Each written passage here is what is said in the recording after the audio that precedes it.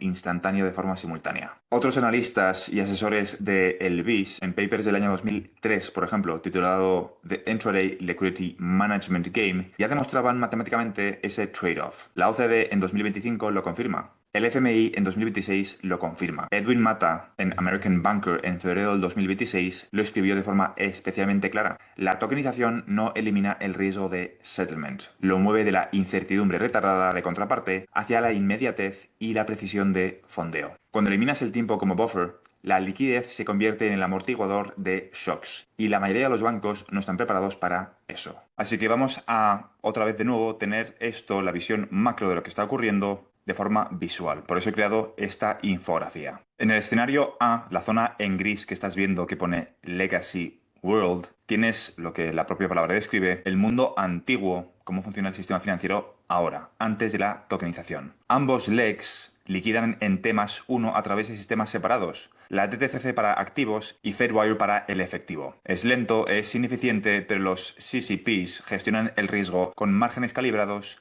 a la simetría temporal de las dos patas.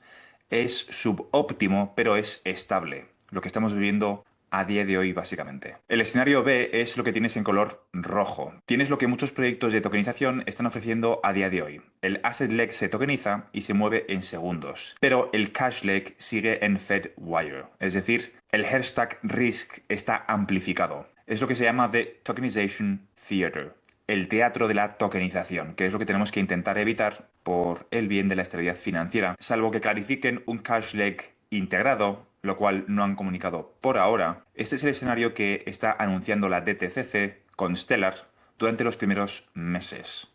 No han anunciado una liquidación en T+0 todavía. Si te quedas hasta el final del vídeo, igual entenderás a qué me refiero con todavía. Y aquí es donde entra en escena el escenario intermedio, que la mayoría de los analistas públicos no están nombrando. El escenario donde ya tienes ambos legs en el mismo ledger, lo que estás viendo en color naranja clarito. Ya tienes el Atomic DVP nativo, ya tienes la arquitectura técnica que el BIS describe como necesaria. Ese escenario tiene una infraestructura operativa concreta hoy y se llama XRP Ledger. Lo que XRP le ofrece en términos de la arquitectura del BIS y del FMI han identificado como necesaria es bastante extraordinario y no es marketing. Vamos a ir punto por punto. En la parte de Securities Leg, la parte de la izquierda, la parte de color morado, es el escenario donde XRP le puede albergar activos tokenizados de forma nativa a través de Issued Currency para activos fungibles, NFTs vía enmienda XLS20 para activos no fungibles y especialmente MPTs, Multipurpose Tokens, introducidos en la enmienda XLS33. Este último está específicamente diseñado para securities tokenizados con metadata enriquecida apta para uso institucional. Un bono, un treasury, una acción tokenizada puede vivir nativamente en XRPL. Con lo cual, esta infografía empieza a tener cada vez más sentido. La segunda parte es el cash leg, la parte de la derecha, en color verde. Aquí está la diferencia crítica con respecto a la mayoría de las blockchains. XRPL tiene dinero nativo, XRP, que puede actuar como settlement asset sin necesidad de bridge externos. Pero es que además tiene RLUSD, que es la moneda estable emitida por Ripple en Estados Unidos, desde diciembre del 2024, que es dinero del emisor regulado, no es especulativo. Y tiene la capacidad de albergar IOU emitidas por entidades reguladas representando dinero fiduciario. Y por último viene la parte más importante, la parte de sincronización. Esta es la parte, arquitectónicamente hablando, más elegante. En XRPL, cuando intercambias un activo tokenizado contra XRP, RLUSD o un USD IOU, la atomicidad es nativa al protocolo. No necesitas hashtime locked contracts ni no necesitas oráculos cross-chain. No necesitas contratos inteligentes customizados. La transacción es atómica por diseño. O ambas partes se ejecutan en el mismo ledger o ninguna se ejecuta. Eso es lo que precisamente el FMI describe en sus notas técnicas como atomicidad estricta. Y eso es lo que Beck y otros autores del BIS en sus reportes trimestrales del 2020 identifican como DVP en el sentido pleno. Lo que te he explicado al principio de este vídeo de Delivery versus Payment. Y es que eso no es todo porque XRPL ha estado desarrollando funcionalidades específicamente diseñadas para el mundo institucional regulado. Lo he cubierto en vídeos anteriores y no me voy a repetir.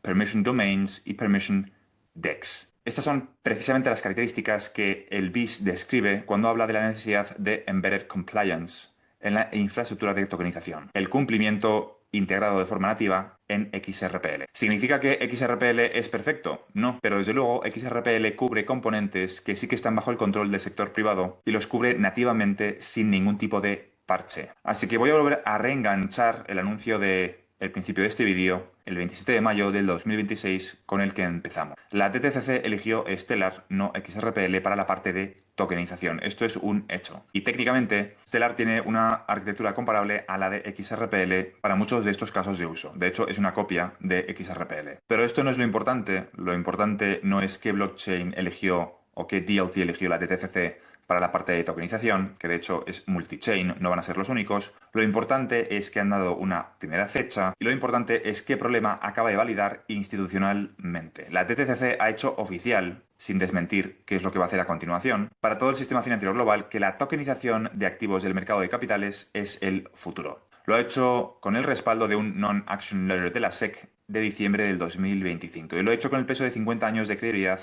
operando como infraestructura post-trade. Y al hacerlo, sin darse cuenta, ha abierto una caja que ya no se puede cerrar. No lo ha hecho sin darse cuenta, lo ha hecho a propósito y de forma diseñada. Porque cada vez que tokenizas a escala sin Atomic Settlement, es decir, sin utilizar activos como XRPL, una de las dos cosas va a pasar. La primera opción es que el sistema se estresa. Aparecen dislocaciones de liquidez intradía. Algún CCP entra en estrés operacional y la SEC y la Fed se ven forzados a reaccionar. La respuesta racional es acelerar la transición hacia la infraestructura donde el Atomic Settlement no sea opcional, sino que sea estructural. Y la opción 2 es lo que estás viendo en pantalla. Es decir, la opción 1 es que se produce la tokenización en el primer trimestre de 2027 y no se produce la liquidación en T+0. Eso, según los propios reguladores, va a provocar muchísimo estrés en el sistema financiero. Han avisado de eso y te he enseñado todos los documentos en los cuales hacen mención, no todos, pero gran parte de ellos, desde el punto de vista del FMI y del Banco Internacional de Pagos, además de otras instituciones que no he cubierto en este vídeo. Pero es que la segunda opción es la que estás viendo en pantalla.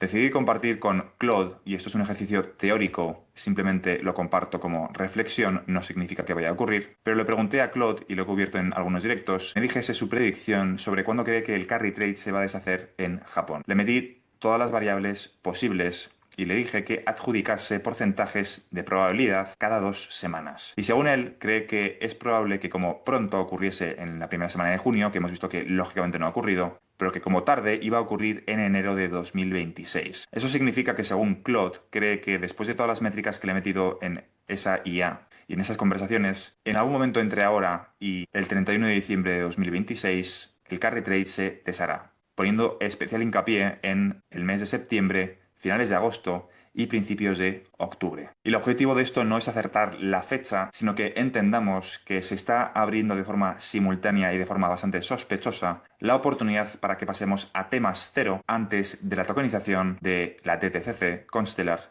en el primer trimestre del 2027. Veremos qué ruta escogen los reguladores, porque de forma contraintuitiva, la crisis de liquidez de la cual he hablado muchísimas veces puede que venga antes de la tokenización del Q1 del 2027 o puede que venga precisamente por la tokenización anunciada por la DTCC y Stellar en 2027, de forma posterior. ¿Qué acabará ocurriendo? La realidad es que no lo sabemos. No sé cuál es el orden de acontecimientos, pero desde luego el timing es, repito, muy sospechoso. Hormuz, desde que hablé del cierre el 28 de febrero, sigue cerrado. La pelota de nieve cada vez se está haciendo más grande y tarde o temprano esa pelota de nieve va a llegar a los mercados. Va a llegar la inflación a Japón y se van a ver forzados a modificar los tipos de interés. Y sería la excusa perfecta, o el timing desde luego, creo que no es casualidad, para pasar primero gran parte del sistema financiero a T+0 y posteriormente tokenizar para que precisamente no ocurra lo que los reguladores han cubierto y descrito al principio de este vídeo. El teatro de la tokenización. No quedan demasiados trimestres, creo que ahora ya podemos hablar abiertamente de fechas, no porque yo lo diga, sino porque lo dice la propia DTCC. No soy yo el que está dando las fechas, sino que nos tenemos que guiar de lo que nos dicen ellos. Y la DTCC ya ha dado una fecha clave, el Q1 de 2027. Si tenemos en cuenta la literatura que te acabo de enseñar, del BIS y del FMI, dos conclusiones son claras. La crisis de liquidez parece más bien inevitable. La pregunta es si ocurrirá antes de la tokenización, con la excusa de Hormuz, o si ocurrirá después. En otros vídeos explicaré y te demostraré, no lo voy a hacer en este porque este ya es suficientemente largo, cómo todos los cambios en el sistema financiero vienen precedidos de una crisis. No viene porque se pongan de acuerdo y decidan modificarlo sin ningún tipo de agente externo empujándoles a tomar esas decisiones. Siempre vienen estos cambios, los que son de la profundidad que te estoy describiendo, vienen provocados por agentes externos. Pero eso es materia para un segundo vídeo. Así que llegados a este punto, la pregunta clave no es si vamos hacia una infraestructura con Atomic DDP nativo. La pregunta es ¿cuándo? Y como he dicho, la literatura institucional, no yo, los proyectos piloto que ya están en producción, la evolución regulatoria de Post-Genius Act y ahora el movimiento de la DTCC, todos apuntan a la misma ventana temporal. Los próximos 12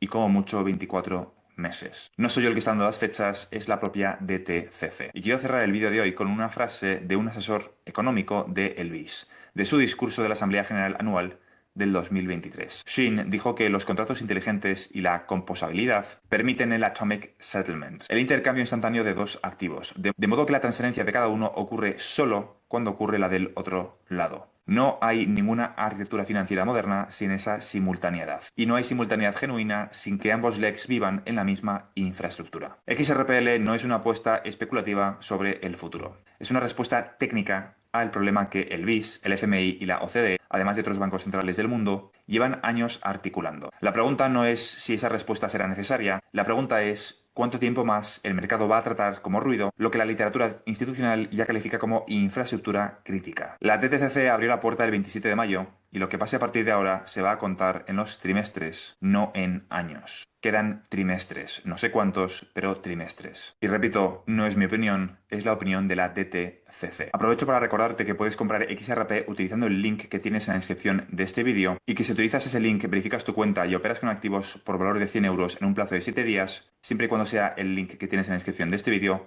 puedes recibir un bono de bienvenida de 10 XRP. Aprovecho para recordarte que si no te has suscrito, te animo a que lo hagas y que si eres nuevo en mi canal, bienvenido. En este canal cubro todo lo relacionado con el sector de activos digitales, en concreto, la transición controlada de todo el sistema financiero hacia tecnologías de contabilidad distribuida, es decir, XRP, XLM, XDC, SHX, HBAR y un conjunto de activos digitales que van a cumplir una función complementaria en el futuro sistema financiero basado, entre otras muchísimas cosas, en el estándar ISO 20022. Y todo esto englobado dentro de una transición muchísimo más compleja y profunda que consiste en dejar atrás el capitalismo, comenzar una nueva era postcapitalista, post-IA, post-trabajo, que muchos están bautizando como la singularidad económica. ¿Qué consiste esa transición en el desacople del crecimiento del PIB del mercado laboral? Y todo eso explicado desde el punto de vista de las oportunidades que nos vamos a encontrar en el proceso para los inversores retail como tú y como yo en el sector de activos digitales. Eso es todo por ahora y nos vemos en el siguiente vídeo. Un saludo.